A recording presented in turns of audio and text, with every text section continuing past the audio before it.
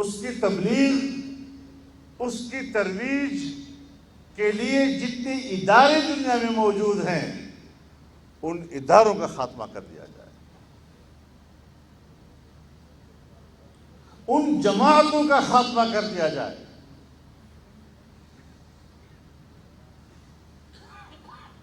اگر ہم واقعی ان کے اس ایجنڈے کو اور اس ایجنڈے کے پیچھے ان کی حکمت عملی کو اور ان کے اہداف کو صحیح معنوں میں سمجھ لیں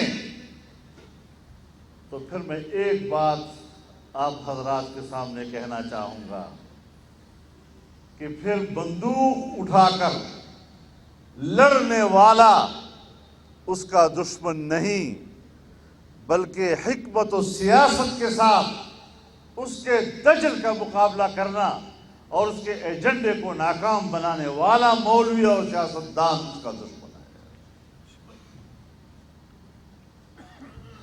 سو ہم بھی ان کو جانتے ہیں اور وہ بھی ہم کو جانتے ہیں۔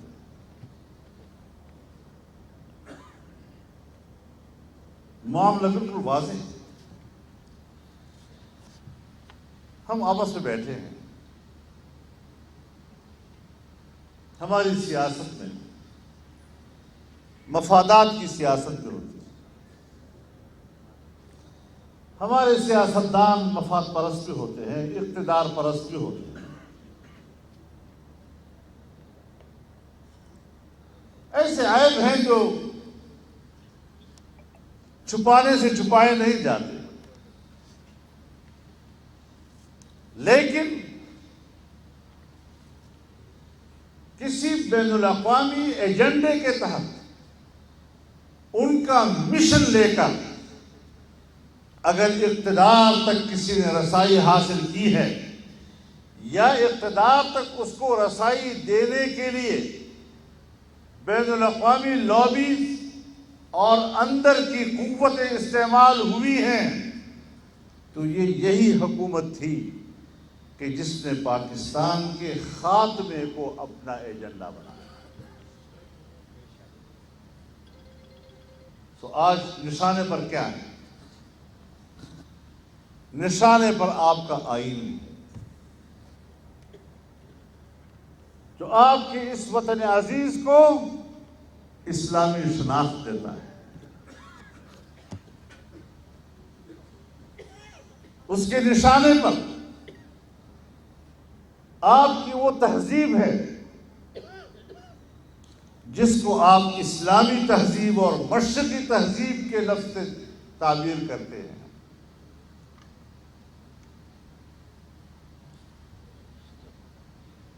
تو اس چادر کو وہ نوچنا چاہتے ہیں آپ سے۔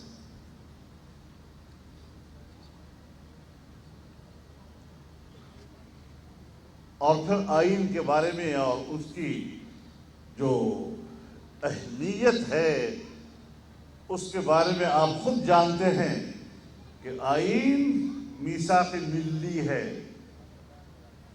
عام آدمی ہو، ادارے ہوں، سیاسی جماعتیں ہوں، اس کے قیادت ہو، اداروں کے سربراہ ہوں، حکمران ہوں، پارلیمنٹ ہو، عدلیہ ہو، منتظمہ ہو، سب کے سب ہم اس عہد و پیمان پر ایک قوم ہیں۔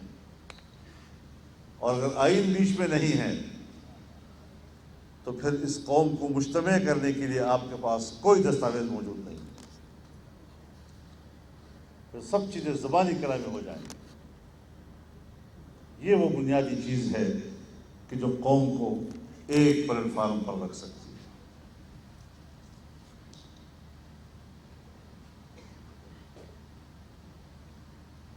ہم نے اس چیز کا ادراک کیا اور اس ادراک کے بعد ہم نے ایک موقف لیا۔ مجھے یاد ہے 2017 میں غالباً جولائی کے مہینے میں نے پشاور کے ایک تقریب میں یہ بات کہی تھی کہ ذرا دنیا کے ایجنڈے کو سمجھو.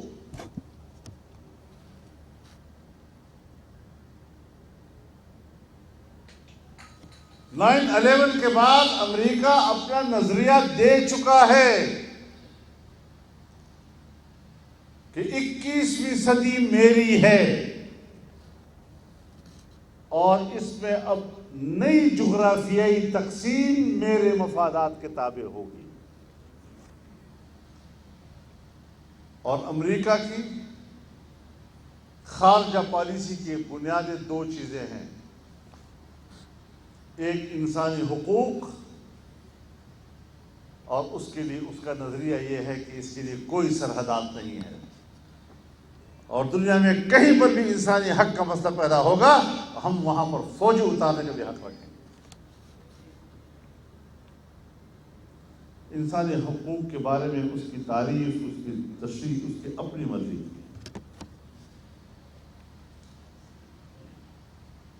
اور دوسرا ہے امریکی مفادات. امریکی مفادات کے لیے جتنی چھوٹی چھوٹی ریاستیں ہوں گی اس ریاست کے وسائل تک رسائی اور اس پر قبضہ کرنا امریکی مفاد میں اس کے لیے آسان ہوگا. تو میں نے کہا اس نظریے سے اگر ہم واقف ہیں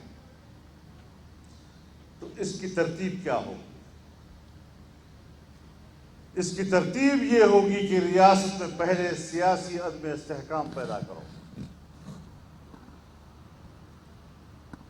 اور جب سیاسی عدم استحکام پیدا ہو جائے تو پھر معاشی عدم استحکام پیدا کرو، اور جب افراتفری ہو سیاسی لحاظ سے، معاشی لحاظ سے ملک دیوالیہ ہو جائے تو پھر اس ملک کے اندر بغاوتیں کھڑی ہوتی ہیں اور اس ملک کی تقسیم کے اسباب پیدا ہو جاتے ہیں. تو میں نے کہا کہ یہ پاناما کا جو مسئلہ آیا ہے یہ سیاسی عدم استحکام کے لیے آیا ہے، اور جب یہ عدم استحکام ملک میں آ جائے گا اس کے بعد اگلا ایجنڈا معاشی عدم استحکام کا ہوگا، جو آپ حضرات نے عمرانی حکومت کی صورت میں دیکھ لیا ہے. تو اس ترتیب سے چل رہی ہے. اور خطے میں پاکستان کو نشانہ بنایا انہوں نے. پہلے افغانستان، لیکن افغانستان میں ناکام ہو گئے. وہاں تمدنی ماحول پر قبائلیت غالب ہے، تو وہاں کی اسٹریٹجک پالیسی مختلف ہوگی. لیکن پاکستان میں قبائلیت کے اوپر تمدن غالب ہے. یہاں آئین ہے، یہاں ادارے ہیں، یہاں اسٹیبلٹی ایک طرح کی ریاستی موجود ہے.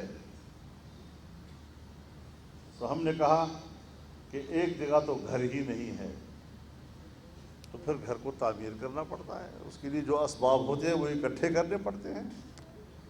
لیکن اگر گھر موجود ہے، مکان موجود ہے بنا بنایا، اور اس میں خامی پیدا ہو جائے تو اس خامی کے لیے گھر نہیں گرائے جاتے، خامی دور کی جاتی ہے. تو پاکستان کے لیے ہماری حکمت عملی یہ ہوگی کہ ہم اگر اپنے وطن میں کوئی خامی اور کمزوری دیکھتے ہیں اس کی اصلاح کے لیے توانائیاں ہم صرف کریں. ایسے پالیسیاں نہیں بنائیں گے کہ جس سے میرے ملک کی بنی بنائی عمارت ہی گر جائے.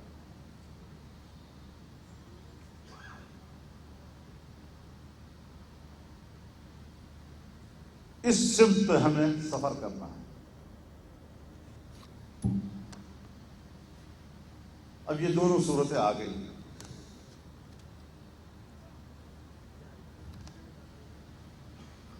جو ہمارے ہاں سیاست میں مفاد پرستی ہوتی ہے وہ لوکل چیز ہے، لیکن گزشتہ 3-4 سال میں یا جو اس وقت پنسالہ چل رہا ہے یہ بین الاقوامی ایجنڈے کے تحت چل رہا ہے، جس میں ہمارے اداروں کی بھی گردن مروڑی گئی، سیاستدانوں کے بھی ہاتھ مروڑے گئے، اور کہاں اس طرح چلنا ہے ان کے ساتھ.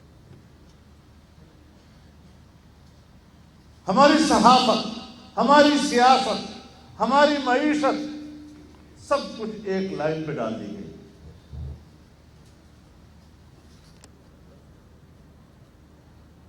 اب آپ کو سمجھ میں آ گیا ہوگا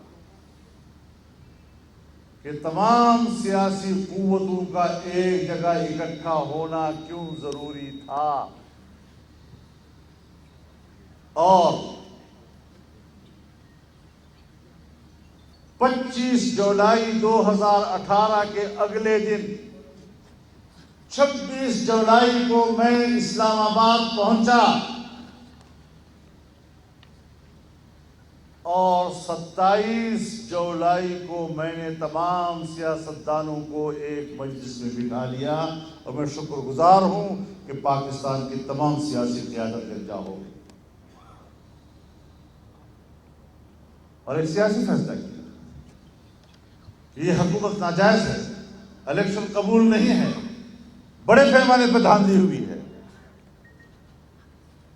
حالانکہ اس قوت کے بارے میں جو میرا نظریہ تھا، ممکن ہے میں اس وقت کسی کو قانع نہ کر سکتا، لیکن جس نقطے پر ہم ان کو قانع کر سکتے تھے اور ان کو آمادہ کر سکتے تھے، وہ دھاندلی کا ایک ایسا کھلا ڈولا دن دہاڑے ڈاکہ تھا کہ جس کا انکار کوئی نہیں کر رہا تھا، یہاں تک کہ ہمارے ساتھ اس قرارداد میں اور اس اتفاق رائے میں بیٹھی ہوئی کچھ جماعتیں جو بعد میں شامل ہو گئی حکومت میں، لیکن اس نظریے میں ہمارے ساتھ ایک اتفاق رائے پیدا، چاہے مذہبی جماعتیں ہوں،